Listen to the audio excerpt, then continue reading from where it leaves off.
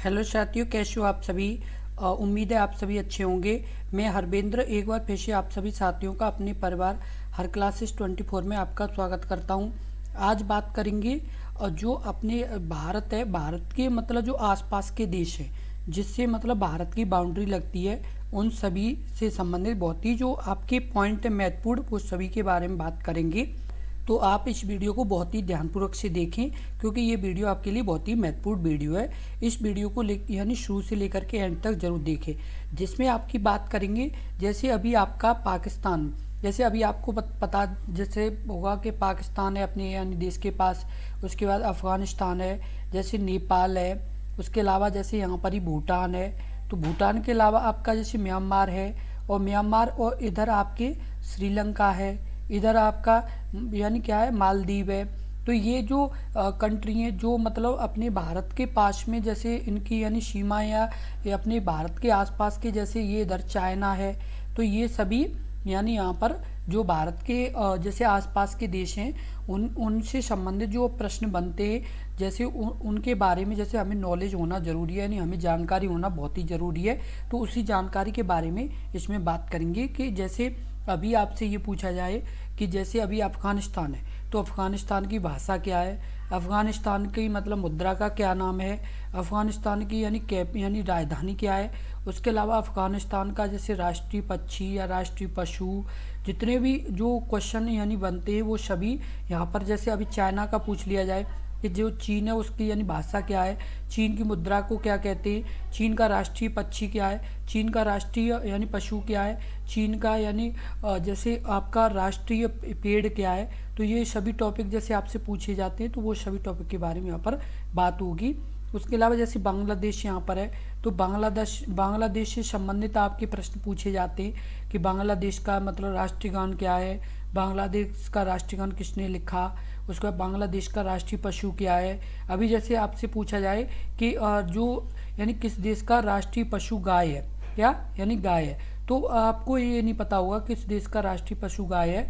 तो आपको इस वीडियो में पता चलेगा कि किस देश का राष्ट्रीय पशु गाय है। तो आप इस वीडियो को बहुत ही ध्यानपूर्वक से देखें क्योंकि ये यानी जो प्रश्न है वो आपके बहुत ही महत्वपूर्ण, यानी आपके जो प्रश्न पूछे जाते हैं उन सभी से संबंधित आपको जानकारी मिलेगी। जो आपके यानी जैसे भारत है उसके आसपास के जितने भी देश हैं उनसे जितने भी जो महत्वपूर्ण प्रश्न बनते हैं वो सभी इस वीडियो में आपको पता चलेंगे। तो आप इस वीडियो को पूरा एंड तक जरूर देखें। यदि आपने अभी तक अपने इस यूट्यूब चैनल को सब्सक्राइब नहीं किया है तो सब्सक्राइब जरूर कर लें। क्यों? क्योंकि यदि आप सब्सक्राइब कर लेंगे तो आपको महत्वपूर्ण जानकारी ऐसी मिलती रहेगी, और साथ के साथ जितनी भी गवर्नमेंट जॉब आती हैं उन सभी की डिटेल वाइज आपको जानकारी अपने इस यूट्यूब चैनल पर लगातार मिलती रहेगी, इसलिए ज़रूर सब्सक्राइब कर लें। और जैसे अभी आपसे पूछ लिया जाए कि किस देश का यानी राष्ट्रीय खेल कबड्डी है, तो आपको यानी ये नहीं पता होगा कि किस देश का यानी राष्ट्रीय खेल कबड्डी है। तो आपको इस वीडियो में पता चलेगा कि किस देश का राष्ट्रीय खेल कबड्डी है। तो आप इस वीडियो को बहुत ही यानी ध्यान से आप एंड तक जरूर देखें और वीडियो को बिल्कुल भी स्किप मत ना करें, और साथ के साथ आप एक कॉपी और एक पेन लेके बैठे जिससे आप यानी लिख भी पाएंगे। जो मतलब महत्वपूर्ण जानकारी है वो सभी आपको इस वीडियो में मिलेगी, जिसे आप आराम से साथ के साथ लिखते जाएं, जिससे आपका एक भी यानी जैसे प्रश्न छूटे नहीं और आपके सभी प्रश्नों की जानकारी आपको हो सके। तो आपको इस वीडियो में डिटेल वाइज जानकारी मिलेगी, बस आप इस वीडियो को ध्यानपूर्वक से देखें। अब जैसे सबसे पहले बात कर लेते पाकिस्तान। क्या पाकिस्तान, तो पाकिस्तान में क्या है, तो पाकिस्तान की जैसे सबसे पहले आपसे पूछा जाए कि पाकिस्तान की राजधानी क्या है, तो राजधानी इसकी इस्लामाबाद है। क्या है? इस्लामाबाद। उसके अलावा मुद्रा क्या है इसकी, तो पाकिस्तानी रुपया है। क्या है इसकी मुद्रा, तो पाकिस्तानी रुपया है। इसका राष्ट्रीय खेल क्या है, तो फील्ड हॉकी। क्या है? फील्ड हॉकी इसका राष्ट्रीय खेल है। उसके अलावा इसकी स्वतंत्रता दिवस कब मनाया जाता है, तो 14 अगस्त को ये यानी स्वतंत्र हुआ था, और 14 अगस्त को इसका स्वतंत्रता दिवस है। उसके बाद संसद इसकी, तो नेशनल असेंबली मजलिस ए शूरा। क्या है? नेशनल असेंबली मजलिस ए शूरा, क्योंकि ये प्रश्न आपका कई बार पूछा गया है कि पाकिस्तान की असेंबली को क्या कहा जाता है, तो नेशनल असेंबली या मजलिस ए शूरा कहा जाता है। उसके बाद बात कर ले राष्ट्रीय गान, तो राष्ट्रीय गान है कौमी तराना। क्या राष्ट्रीय गान? कौमी तराना है।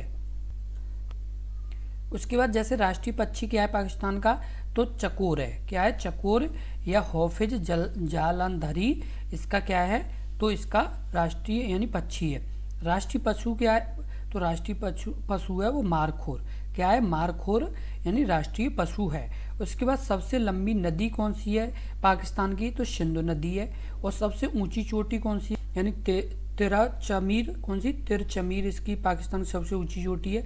यदि आपसे ये पूछा जाता है कि जैसे पाकिस्तान में मतलब जो राष्ट्रीय पक्षी है उसे यानी कौन सा है, या इसकी संसद का क्या नाम है, या राष्ट्रीय खेल क्या है, तो ये पूरी जानकारी आपको यहाँ पर हमने बताई है। जो आपकी यदि आगे कभी भी इस तरह का प्रश्न पूछा जाए तो अब आज के अलावा आपका गलत नहीं होगा। क्यों? क्योंकि अब आपको इसकी जानकारी हो चुकी है। और ये जो आपको पिक्चर दिखाई दे रही है तो ये पाकिस्तान ही है। क्या है? ये पाकिस्तान का यानी मैप है जो यानी आपको यहाँ पर दिखाई दे रहा है। ये पाकिस्तान का ही यानी ये पूरा यानी मैप है जो आपको यानी यहाँ पर पिक्चर में दिखाई दे रहा है। ये पाकिस्तान का ही यानी पूरा मैप है। अब बात कर लेते हैं बांग्लादेश। बांग्लादेश की राजधानी क्या है? तो ढाका। इसकी मुद्रा क्या है? तो टका। क्या है इसकी मुद्रा? टका इसकी मुद्रा है। राष्ट्रीय खेल इसका क्या है? तो कबड्डी। जो अभी हमने आपसे पूछा था कि कबड्डी यानी किस जैसे देश का है, तो ये बांग्लादेश का ही कबड्डी राष्ट्रीय खेल है। उसके बाद स्वतंत्रता दिवस इसका 26 मार्च 1971 को ये स्वतंत्र हुआ। तो 26 मार्च को इसका स्वतंत्रता दिवस मनाया जाता है। और इसकी संसद का क्या नाम है? तो जातीय संसद। क्या नाम है? जातीय संसद इसका नाम है। उसके बाद आपको बता दें तो राष्ट्रगान यानी राष्ट्रगान इसका क्या है? तो ओमार सोनार बांग्ला। क्या है? ओमार सोनार बांग्ला इसका राष्ट्रीय गान है। राष्ट्रीय पक्षी क्या है? तो मैगपी रॉबिन डोएल इसका यानी क्या है? राष्ट्रीय पक्षी है। राष्ट्रीय पशु क्या है? तो बंगाल टाइगर। क्या है? बंगाल टाइगर इसका राष्ट्रीय पशु है। सबसे लंबी नदी कौन सी है इसकी? तो मेघना। और उसके बाद सबसे ऊंची चोटी कौन सी है? तो यानी कैकराडोंग इसकी सबसे यानी ऊंची चोटी है। कौन सी है? कैकराडोंग। किसकी? बांग्लादेश की। यदि आपसे प्रश्न पूछा जाए कि बांग्लादेश की सबसे ऊंची चोटी कौन सी है? तो कैकराडोंग है। सबसे लंबी नदी के बारे में पूछा जाए तो मेघना है। यदि आपसे पूछा जाए राष्ट्रीय पशु क्या है? तो बंगाल टाइगर है। राष्ट्रीय पक्षी क्या है? तो मैगपी रॉबिन डोएल है। और अब आपसे राष्ट्रीय गान के बारे में पूछा जाए तो ओमार सोनार है, जो किसने लिखा था? रविंद्रनाथ टैगोर ने। किसने? रविंद्रनाथ टैगोर ने इसे लिखा था। अब बात कर लेते हैं नेपाल। नेपाल में क्या है? तो नेपाल की राजधानी क्या है? तो काठमांडू है। और इसकी मुद्रा क्या है? तो नेपाली रुपया है। राष्ट्रीय खेल क्या है? तो इसका वॉलीबॉल है। क्या खेल है? वॉलीबॉल इसका राष्ट्रीय खेल है। क्या है? वॉलीबॉल इसका राष्ट्रीय खेल है। इसकी संसद का क्या नाम है? तो राष्ट्रीय पंचायत। इसकी संसद का क्या नाम है? तो राष्ट्रीय पंचायत है। उसके बाद इसका यानी राष्ट्रीय गान क्या है? तो राष्ट्रीय गान इसका है सुयो थुंगा फूल का। क्या? सुयो थुंगा फूल का इसका क्या है? तो राष्ट्रीय गान है। किसका? तो इसका यानी नेपाल का राष्ट्रीय गान क्या है? तो सोयो थुंगा फूल का इसका क्या है? तो राष्ट्रीय गान है। उसके बाद आपसे पूछा जाए राष्ट्रीय पक्षी क्या है इसका? तो वेस्टर्न ट्रैगोपान। क्या है इसका राष्ट्रीय पक्षी? तो वेस्टर्न ट्रैगोपान इसका राष्ट्रीय पक्षी है। किसका है? तो नेपाल का। उसके बाद राष्ट्रीय पशु क्या है? तो राष्ट्रीय पशु गाय है। जो अभी हमने आपसे पूछा था कि किस देश का यानी राष्ट्रीय पशु गाय है, तो ये यानी किसका है? तो नेपाल का। और कब से? 2015 से। उसके बाद सबसे लंबी नदी, तो सबसे लंबी नदी है वो करनाली है। कौन सी है? करनाली। और सबसे ऊंची चोटी, तो सबसे ऊंची चोटी है वो आपकी है माउंट एवरेस्ट। कौन सी है सबसे ऊंची चोटी? Mount Everest.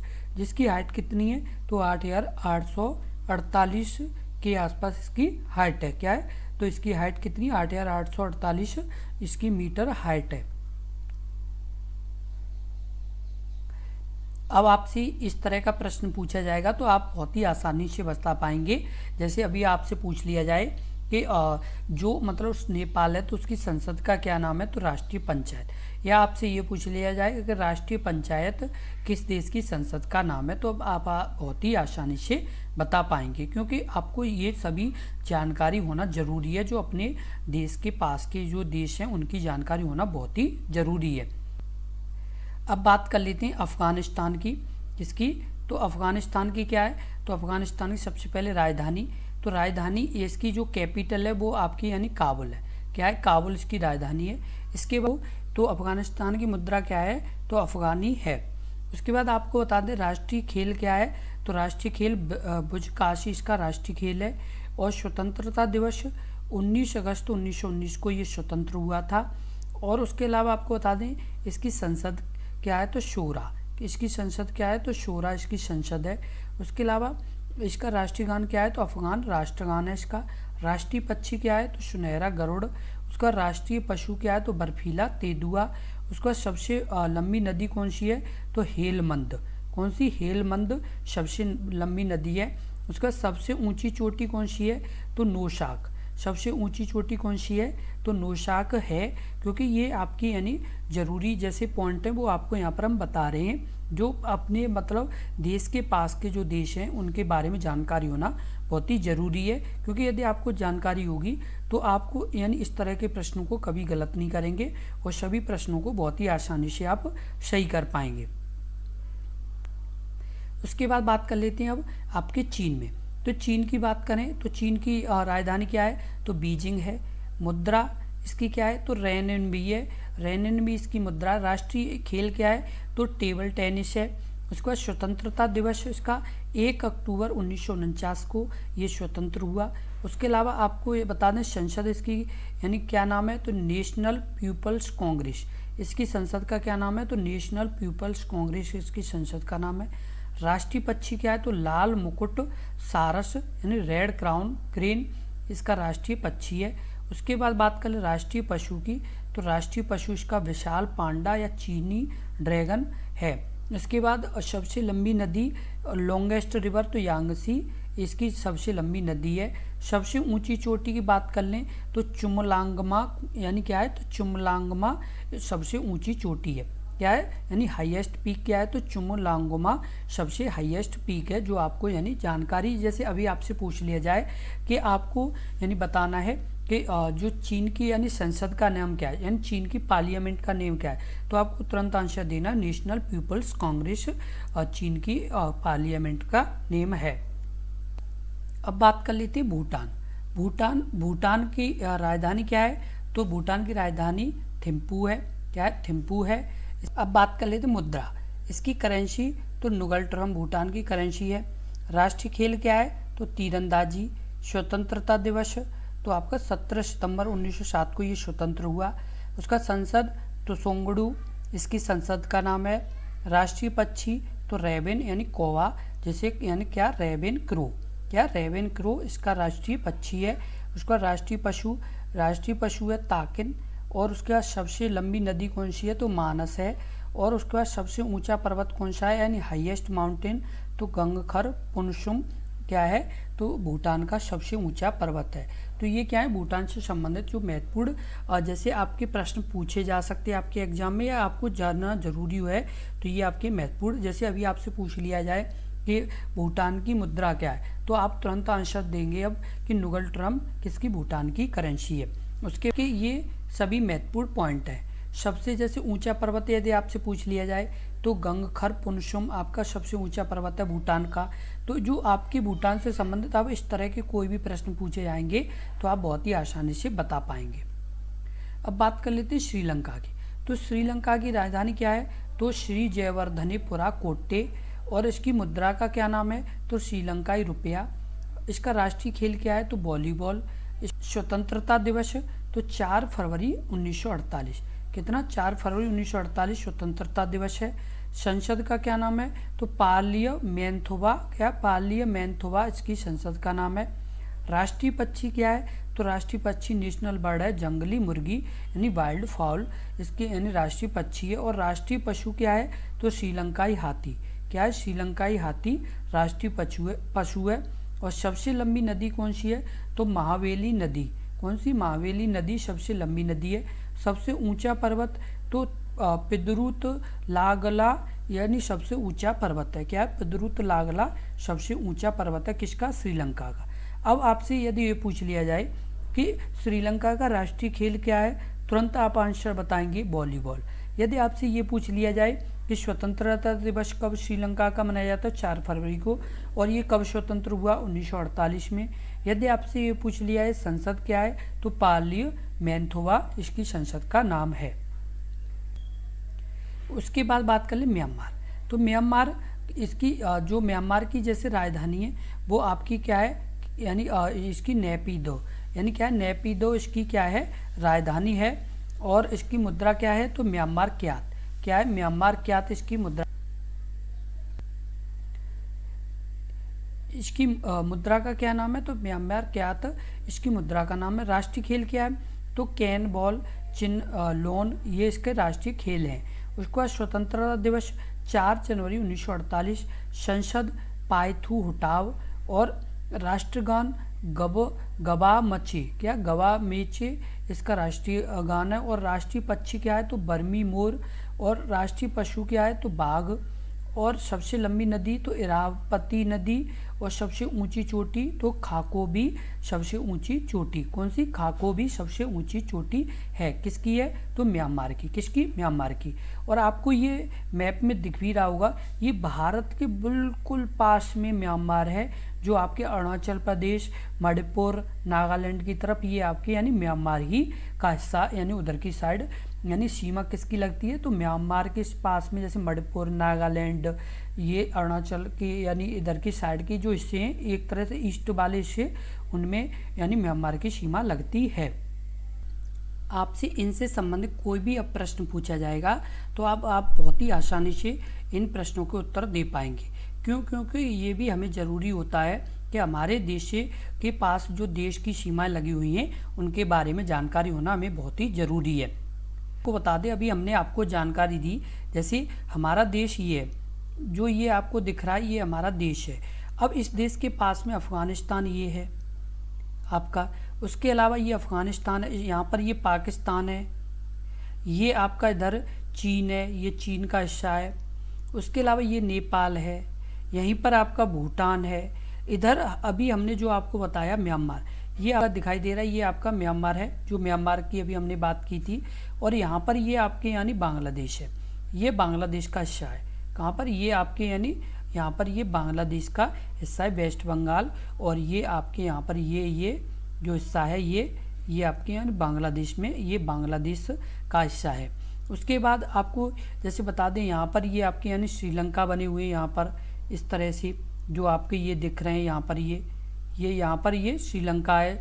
उसके अलावा इधर आपका यानी मालदीव है, इधर क्या है, मालदीव है। जो हमें मतलब जानना ज़रूरी है कि हमारे मतलब देश के पास कौन कौन से देश हैं, जिसमें हमने अभी उन देशों के बारे में बताया है जो मतलब जैसे भारत के पास में ज़्यादा हैं, वो भारत से यानी सीमा लगती है, तो वो सभी जानकारी आपको हमने इसमें बताई है। अब जैसे बात कर लेते हैं जो पड़ोसी देश हैं, उसमें मतलब जैसे भारत में जैसे बहुत से हिंदू मंदिर है, बहुत से मतलब ऐसे मंदिर हैं जो मतलब जैसे अपने यानी केदारनाथ मंदिर, उसके बाद बृहदेश्वर मंदिर, ऐसे ही यानी बहुत से मंदिर हैं। ऐसे ही जो पास के देश हैं उनमें कौन कौन से ऐसे मंदिर हैं, तो जैसे पाकिस्तान है, तो पाकिस्तान में हिंगलाज माता मंदिर, उसके बाद कटास राज शिव मंदिर, उसके बाद वरुणदेव मंदिर, तो ये किस में, तो पाकिस्तान में। यदि बाई चांस कभी आपसे इस तरह का प्रश्न पूछा जाए तो आप बहुत ही आसानी से आप बता पाएंगे कि कौन सा यानी मंदिर है, तो हिंगलाज माता मंदिर, कटास राज शिव मंदिर और वरुणदेव मंदिर, ये कहाँ के हैं, तो ये पाकिस्तान में हैं। उसके बाद जैसे श्रीलंका में आपसे पूछा जाए तो श्रीलंका में आपके मुन्नेश्वरम, नागुलेश्वरम, पंच ईश्वरम, ये कहाँ के, यानी ये श्रीलंका में स्थित हैं ये मंदिर। उसके बाद जैसे नेपाल, नेपाल का ये पशुपतिनाथ मंदिर, ये कई बार प्रश्न पूछा गया है कि पशुपतिनाथ मंदिर किस देश में है, तो नेपाल में है। मुक्तिनाथ मंदिर, मनकामना मंदिर, उसके बाद गोल्डन पैगोडा, उसके बाद आनंद मंदिर। अब जैसे ये गोल्डन पैगोडा है, ये भी यानी कई बार पूछा गया है, जो ये म्यांमार के, जो आपको ये जो गोल्डन पैगोडा है और आनंद मंदिर है, ये म्यांमार देश में है। और ये जो गोल्डन पैगोडा है, ये यानी कई बार मंदिर का नाम पूछा गया कि ये गोल्डन पैगोडा किस देश में है, तो म्यांमार में है। उसके बाद चीन के, तो चीन में कैओन, कौन सा, कैयुआन मंदिर है जो शिव का यानी मंदिर है, और ये कहाँ पर है, तो चीन में है। उसके बाद इंडोनेशिया में तनहलोट मंदिर, उसके बाद सरी शिव मंदिर। उसके अलावा यूएई में पहला ऐसा मंदिर है जो मतलब हिंदू मंदिर है, उसका नाम है BAPS यानी स्वामी नारायण मंदिर।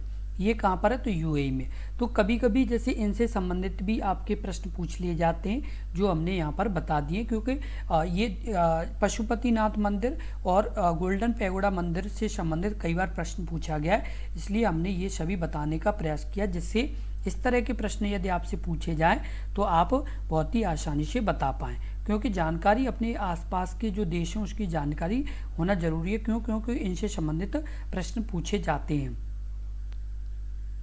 अब बात कर लेते हैं जैसे फेस्टिवल सेलिब्रेटेड इन नेगेवर्स कंट्री, जो मतलब अपने देश के जो आसपास के देश हैं उसमें कौन कौन से जैसे त्यौहार मनाए जाते हैं। तो जैसे भूटान है, तो भूटान में कौन सा मनाया जाता है? तो पारोसेचु थांगबी मड़ी महोत्सव, ये किस में? तो ये भूटान में। भूटान में कौन से हैं? तो पारोसेचु थांगबी मड़ी महोत्सव, ये किस में? तो भूटान में मनाया जाता है। उसके बाद श्रीलंका में नवम पेराहेरा, क्या नवम पेराहेरा किस में? तो श्रीलंका में मनाया जाता है। और आपको बता दें, यदि जैसे बहुत से अभ्यर्थियों को हिंदी में मतलब जैसे डाउट होता है पढ़ने में, तो वो इंग्लिश भी पढ़ सकते हैं, क्योंकि हमने साथ के साथ हिंदी के साथ साथ इंग्लिश में बताने की कोशिश की है, जिससे आप मतलब आसानी से समझ पाएँ, क्योंकि हमने दोनों लैंग्वेज को रखा है। जो अभ्यर्थी हिंदी में पढ़ना चाहते हैं वो हिंदी में पढ़ लें, जो जैसे इंग्लिश में पढ़ना चाहते हैं वो इंग्लिश में पढ़ लें, लेकिन आपको बस क्या है, जानकारी होना ज़रूरी है। उसके बाद बात कर लें म्यांमार की, तो म्यांमार में काचिन मानव, उसके बाद थांडग्यूट महोत्सव, उसके बाद थिंग्यान और पानी का ये त्यौहार है, तो ये कहाँ पर मनाए जाते हैं? तो ये म्यांमार में, जिसमें म्यांमार में ये मनाए जाते हैं। उसके बाद जैसे नेपाल में तो दशई फागु पूर्णिमा, ये यानी होली, तो ये कहाँ पर? तो ये नेपाल में मनाया जाता है। ये यानी त्यौहार कहाँ मनाए जाते हैं? नेपाल में। चीन में कौन से? तो स्प्रिंग फेस्टिवल, जो चीनी नववर्ष पर, और लालटेन महोत्सव, ये कहाँ पर? तो ये चीन में मनाए जाते हैं। कहाँ पर मनाए जाते हैं? तो चीन में। उसके बाद जापान में जैसे तो गियोन, उसका ओमजुटोरी पवित्र जल चित्रण उत्सव, तो ये कहाँ पर? तो जापान में ये त्यौहार मनाए जाते हैं। तो ये क्या है, आपके यानी ज़रूरी जैसे त्यौहार हैं, क्योंकि जो अपने आसपास के जैसे देश हैं तो उनकी यानी जानकार यानी होना ज़रूरी है कि जिसमें मतलब कौन कौन से त्यौहार मनाए जाते हैं। तो उसमें से कुछ देशों के हमने यहाँ पर बताए हैं जो आपके लिए ज़रूरी त्यौहार हैं, वो हमने यहाँ पर जैसे कुछ देशों के त्यौहार यहाँ पर हमने आपको बता दिए, क्योंकि कभी कभी इस तरह के त्यौहार भी पूछ लिए जाते हैं, इसलिए यहाँ पर हमने आपको बता दिए।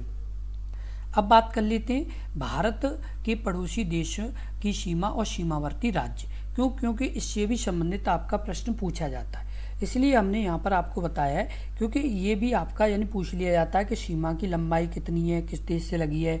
उसके अलावा आपसे ये पूछ लिया जाएगा कि इस देश से यानी किस राज्य की सीमा लगती है। तो ये सभी जानकारी आपको यहाँ पर मिलेगी, बस आप इसे अच्छे से ज़रूर देखें और अपनी एक कॉपी और पेन लेके बैठ करके इन्हें ज़रूर लिख लें, जितना भी हमने आपको अभी तक समझाया है। और यदि आपने अभी तक अपने इस यूट्यूब चैनल को सब्सक्राइब नहीं किया तो सब्सक्राइब जरूर कर लें, क्योंकि यदि आप सब्सक्राइब कर लेंगे तो इसी तरह की महत्वपूर्ण जानकारी आपको लगातार मिलती रहेगी, इसलिए ज़रूर सब्सक्राइब कर लें। अब जैसे बात कर लेते हैं अफ़गानिस्तान, तो अफ़गानिस्तान में क्या है, तो अफ़गानिस्तान की लंबाई कितनी है, तो 106 किलोमीटर सीमा है, किससे? तो भारत से लगी हुई है। और यदि आपके राज्य या केंद्र शासित प्रदेश की बात कर लें तो लद्दाख, तो लद्दाख क्या है, POK यानी जो आपकी यानी POK से यानी वो है बाउंड्री, वहाँ से ये क्या है, तो लद्दाख है। और ये आपको बता दें ये किस में, तो ये अफ़गानिस्तान यानी जो अफ़गानिस्तान में जैसे 106 किलोमीटर भारत से सीमा लगती है, किसकी? तो अफ़गानिस्तान है। यदि आपसे अब प्रश्न पूछा जाए कि भारत की अफ़गानिस्तान से कितनी सीमा लगती है, तो 106 किलोमीटर लगती है। फिर आपका अगला है बांग्लादेश। बांग्लादेश की यानी जो लंबाई यानी भारत से लगती है तो वो आपकी 4096.7 किलोमीटर। और इससे यानी कौन कौन से राज्य सीमा बनाते हैं, तो पश्चिम बंगाल, मेघालय, मिजोरम, त्रिपुरा और असम, ये यानी राज्य किससे सीमा बनाते हैं, तो बांग्लादेश से सीमा बनाते हैं। उसके बाद जैसे भूटान की बात कर लें तो इसकी यानी जो सीमा लगती है वो 699 किलोमीटर लगती है।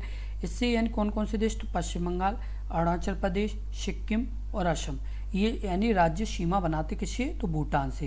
उसके बाद चीन की बात कर लें, चीन की 3488 किलोमीटर। और आपको बता दें जो केंद्र शासित प्रदेश और राज्य कौन कौन से सीमा लगाते हैं, लद्दाख, उत्तराखंड, हिमाचल प्रदेश, सिक्किम अरुणाचल प्रदेश, ये यानी किससे सीमा लगाते हैं, तो ये चीन से सीमा इनकी लगी हुई है और इसकी यानी कितनी 3488 किलोमीटर सीमा भारत से लगी हुई है। अब म्यांमार की बात कर लें तो 1643 किलोमीटर सीमा भारत से लगी हुई है और अरुणाचल प्रदेश, मिजोरम, नागालैंड और मणिपुर, इन राज्यों की सीमा किससे है, तो म्यांमार से है। यानी जो अभी आपसे पूछ लिया जाए कि म्यांमार से किन राज्यों की सीमा लगी हुई है, तो अरुणाचल प्रदेश, मिजोरम, नागालैंड और मणिपुर। क्योंकि ये आपको जानकारी होना बहुत ही ज़रूरी है। उसके बाद जैसे नेपाल में आपकी 1751 किलोमीटर की यानी जैसे सीमा लगी हुई है किससे, भारत से। और इससे राज्यों की सीमा किस किस की है, तो बिहार, उत्तराखंड, उत्तर प्रदेश, सिक्किम, पश्चिम बंगाल, ये किससे, तो नेपाल से सीमा लगी हुई है। उसके बाद पाकिस्तान से 3323 किलोमीटर सीमा लगी हुई है भारत की, जिसमें आपके लद्दाख, जम्मू कश्मीर, राजस्थान, पंजाब और गुजरात, इनकी सीमा किससे लगती है, तो पाकिस्तान से लगती है।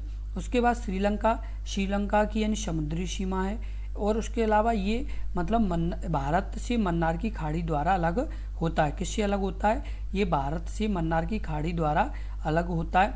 मालदीव की बात कर लें तो इसकी भी समुद्री सीमा है और ये लक्षद्वीप के नीचे हिंद महासागर के दक्षिण पश्चिम में स्थित है। किसमें स्थित है, हिंद महासागर में ये दक्षिण पश्चिम में स्थित है, क्या, मालदीव। तो ये जानकारी आपके लिए क्या है, जो ज़रूरी जानकारी है वो हमने यहाँ पर बताई है।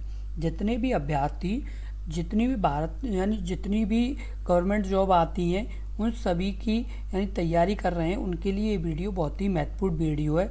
क्योंकि इस तरह के प्रश्न आपके एग्जाम में ज़्यादातर आते ही हैं। ज़्यादातर एग्जाम में कम से कम, ज़्यादा नहीं तो 1 से 2 प्रश्न आपके पूछे जाते ही हैं इन सीमाओं से संबंधित।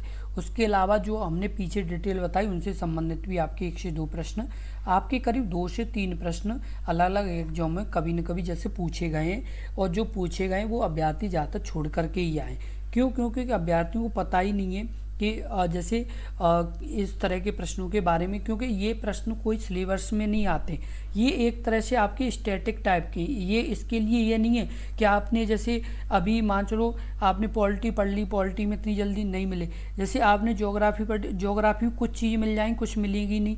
तो इस तरह से मतलब ये क्या है कि ये स्टैटिक टाइप के जो हमें साइड से भी पढ़ने पड़ते हैं। इसलिए जो अभ्यर्थी साइड से इन टॉपिकों को भी पढ़ लेते हैं तो उनके नंबर बढ़ जाते हैं। क्योंकि वो इस तरह की चीज़ों पर भी ध्यान देते हैं, क्योंकि एक एक नंबर का महत्व होता है। अभी जैसे आपकी अलग अलग जैसे एग्जाम की मेरिट जाती हैं तो कभी कभी इस तरह से मेरिट जाती है कि आपकी जैसे 0.00 दशमलव 001 इस तरह से यदि मेरिट जा रही हो और आपके जैसे नंबर अभी यहाँ पर जैसे 2 गई हो और आपके नंबर 0.0001 है, फिर भी आपका सिलेक्शन नहीं हुआ। क्योंकि ये मेरिट की है 2 और आपके 1 है। तो इस तरह से आप समझ के चलें कि एक एक प्रश्न का महत्व होता है। इस चीज़ को आप यदि समझ गए कि एक एक प्रश्न का महत्व होता है तो समझ लो कि आप इस तरह के प्रश्नों को कभी गलत नहीं करेंगे। बहुत से अभ्यर्थी इस चीज़ को हल्के में लेते हैं कि अरे ये क्या पढ़ना है, इसका क्या महत्व है। तो जब एग्जाम में इस तरह का प्रश्न पूछा जाता है तब दिमाग घूमता है कि ये तो हमने बहुत बड़ी गलती कर दी, ये तो टॉपिक हमने पढ़ा ही नहीं था, जबकि यहाँ पर तो पूछे गए इस तरह के प्रश्न। तो आप अभी इन प्रश्नों को अच्छे से अपनी नोटबुक में ज़रूर लिख लें और प्रत्येक प्रश्न को ध्यान से पढ़ें और प्रत्येक प्रश्नों का महत्व समझें। और एक और बात आप अच्छे से समझें कि इनमें से आपके ज़्यादा से ज़्यादा प्रश्न आने की संभावना आपके एग्जाम में रहती है। इस चीज़ का आप ज़रूर ध्यान रखें।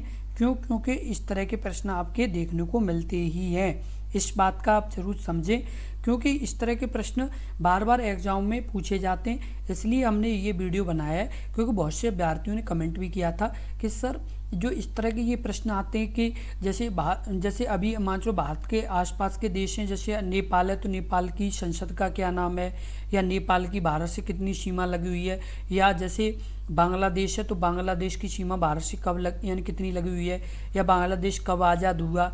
तो ये जो इस तरह के प्रश्न हैं वो सभी हमने इस वीडियो में आपको बताए हैं, जिससे आपका एक भी प्रश्न छूटेगा नहीं और सभी प्रश्न आप आसानी से कर पाएंगे और इस तरह के प्रश्न आपके कभी गलत भी नहीं होंगे। इसीलिए इस वीडियो को बहुत ही ध्यानपूर्वक से देखें और इस वीडियो को ज़्यादा से ज़्यादा शेयर करें। जो अभ्यर्थी गवर्नमेंट जॉब की तैयारी कर रहे हैं, जो अभ्यर्थी मतलब भारत के आसपास के देशों के बारे में जानकारी रखना चाहते हैं, उन सभी को इस वीडियो के बारे में शेयर करें। चाहे वो नॉर्मल स्टूडेंट हो, चाहे वो कॉलेज में या स्कूल में पढ़ रहे हों, लेकिन उन्हें भारत के आसपास के यानी देशों के बारे में जानकारी होना ज़रूरी है। क्यों? क्योंकि हम जिस देश में रह रहे हैं उसके आसपास के देशों में भी जैसे हमें जानकारी होना ज़रूरी है। क्यों? क्योंकि हमें जानकारी इसलिए ज़रूरी है क्योंकि हम जब आगे जैसे अपने एग्ज़ाम देते हैं और जब हम तैयारी करते हैं तो इस तरह के प्रश्न हमें देखने को मिलते हैं, इसलिए जानकारी होना बहुत ही ज़रूरी है। तो इसलिए आप इन यानी पॉइंटों को ज़रूर ध्यान रखें और अपनी नोटों में ज़रूर लिख लें और इस वीडियो को ज़्यादा से ज़्यादा शेयर करें जिससे और भी अभ्यर्थियों तक ये महत्वपूर्ण वीडियो पहुंच सके। और यदि आपको वीडियो अच्छी लगी हो तो वीडियो को लाइक ज़रूर कर दें और यदि आपने अभी तक अपने इस यूट्यूब चैनल को सब्सक्राइब नहीं किया है तो सब्सक्राइब जरूर कर लें, क्योंकि यदि आप सब्सक्राइब कर लेंगे तो आपको इसी तरह की महत्वपूर्ण वीडियो की नोटिफिकेशन भी मिल जाया करेगी और यदि कोई भी गवर्नमेंट जॉब आती है तो उसकी डिटेल वाइज पूरी जानकारी आपको अपने इस यूट्यूब चैनल पर मिल जाएगी। इसलिए ज़रूर सब्सक्राइब कर लें। धन्यवाद।